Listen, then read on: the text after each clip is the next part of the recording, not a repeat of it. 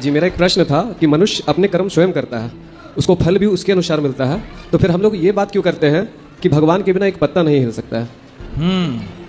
आप भगवान को नहीं मानते? बिल्कुल मानता हूँ गुरुजी। हाँ, ऐसा है कि कर्म करने से फल मिलता है, तो फिर भगवान की भक्ति पूजा करने की क्या जरूरत है?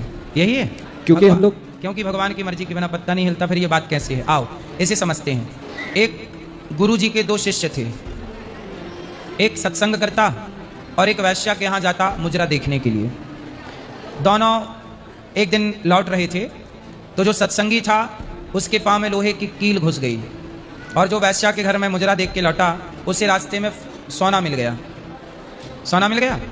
अब गुरु जी के पास दोनों आए, दोनों ने कहा कील घुस गई, उसने कहा मुझे कील लग गई, उसने कहा मुझे सोना मिल गया। तो अब जिसके पाँव में कील लगी उसने अपने गुरु जी से कहा कि गुरु जी, ईश्वर का न्याय तो बड़ा गलत है।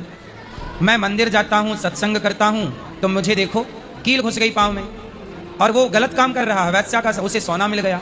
तब गुरु जी ने कहा कि बेटा, ईश्वर का न्याय गलत नहीं है।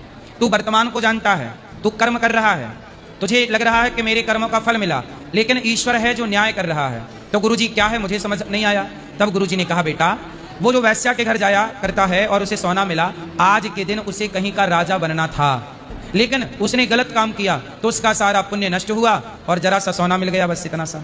और आज के दिन तुझे मरना था, लेकिन तेरी मृत्यु को तूने भक्ति की, सत्संग किया, तो तेरी मृत्यु को भगवान ने एक लोहे की कील घुसा के लोहे की कील में तब्दील कर दिया और तेरी मृत्यु टल गई लोहे की कील से। मरना था तुझे, तो तू कर्म तो कर रहा है, लेकिन एक बात याद रखना कि जब हम कर्म करते हैं तो हमारे कर्मों का फल कौन देता है? गीता में भगवान ने क्या कहा? कर्मण्येवाधिकारस्ते मा फलेषु कदाचन। तू कर्म कर भाई, कर्म हम करें, फल कौन देगा? भगवान। फिर इसलिए भगवान कहते हैं तू अच्छा कर्म करता चल, तो तेरे भाग्य में मैं अच्छा लिखता चलूंगा।